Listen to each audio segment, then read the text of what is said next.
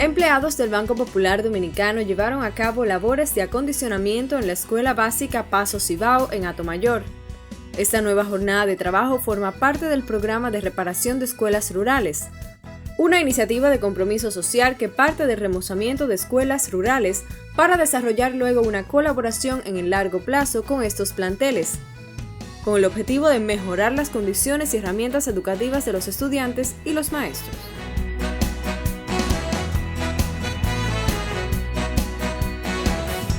El Banco de Reservas inauguró una oficina en Los Álamos, en Santiago, frente al Hospital Metropolitano, que prestará servicios a un amplio sector residencial, comercial y empresarial.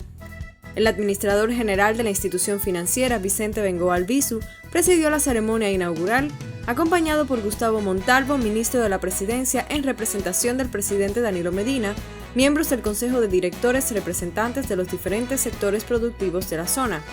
Bengoa Albizu resaltó la importancia estratégica del nuevo establecimiento, que se suma a otros 26 de la entidad que operan en esta ciudad.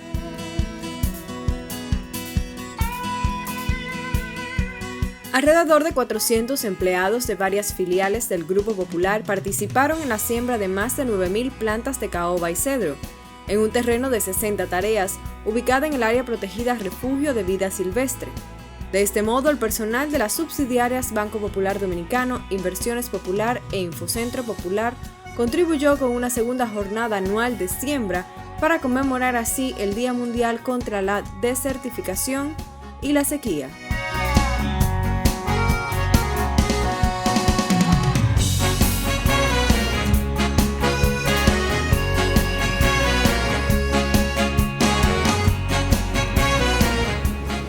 ¿Cuáles influencias de otros autores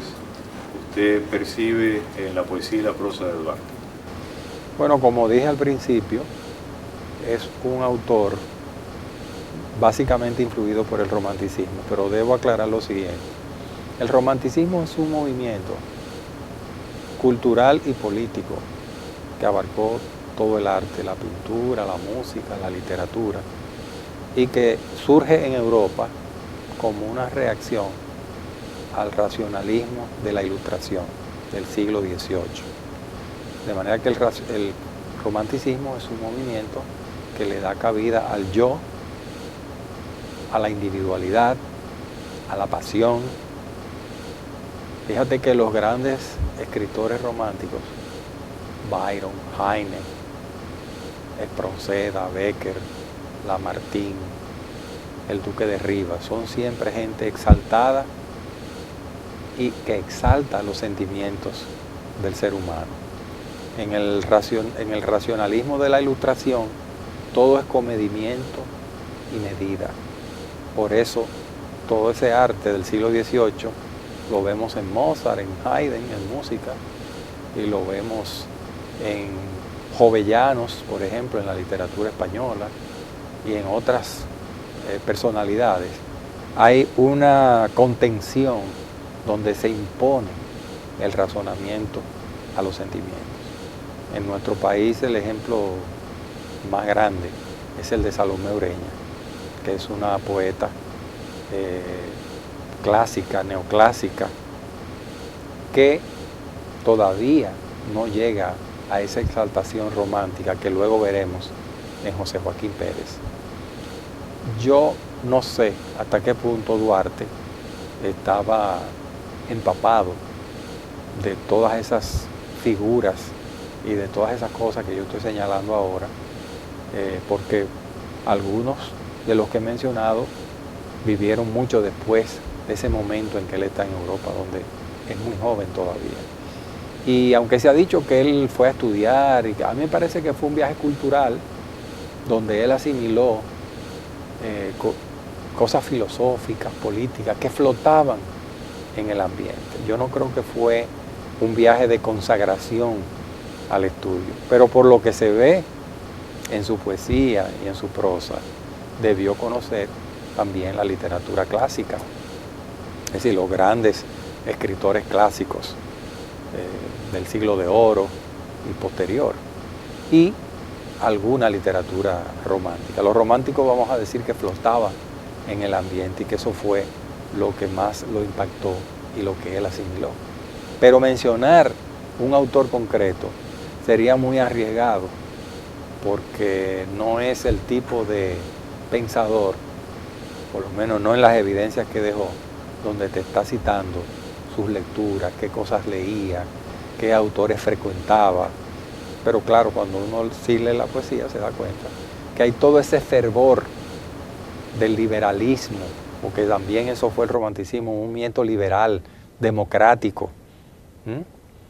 Y en Duarte se nota mucho eso. Esas son las preocupaciones en su poesía, en sus cartas, en lo que dejó escrito. Del conjunto de su poesía rescatada, ¿cuál cree usted es el poema mejor logrado de Duarte? Hay un poema de Duarte muy citado,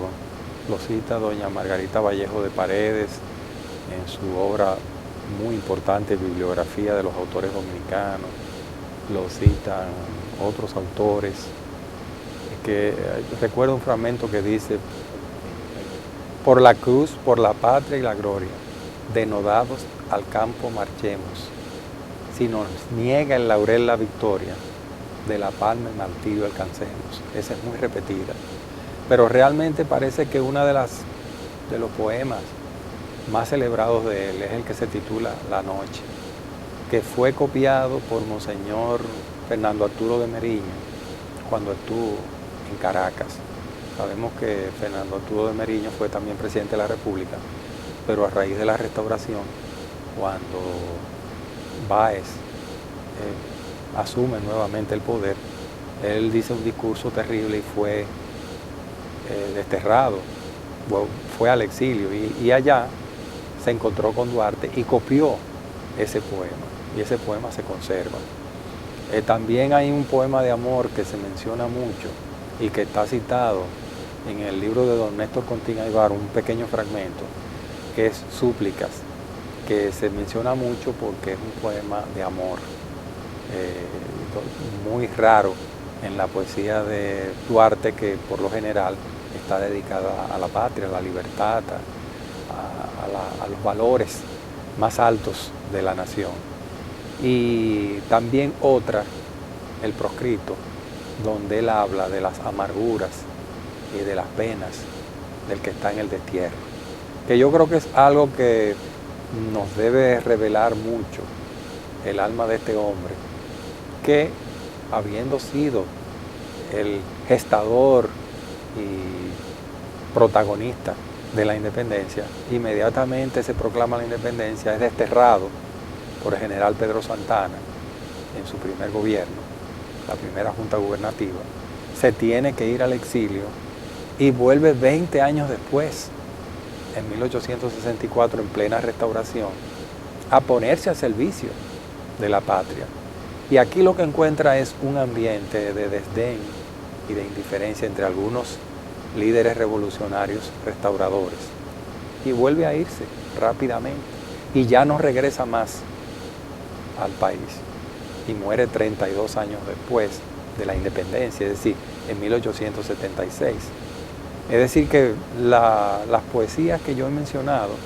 La Noche, El Proscrito y esa de Súplica, parecen ser de las más citadas y de las más celebradas de sus poesías.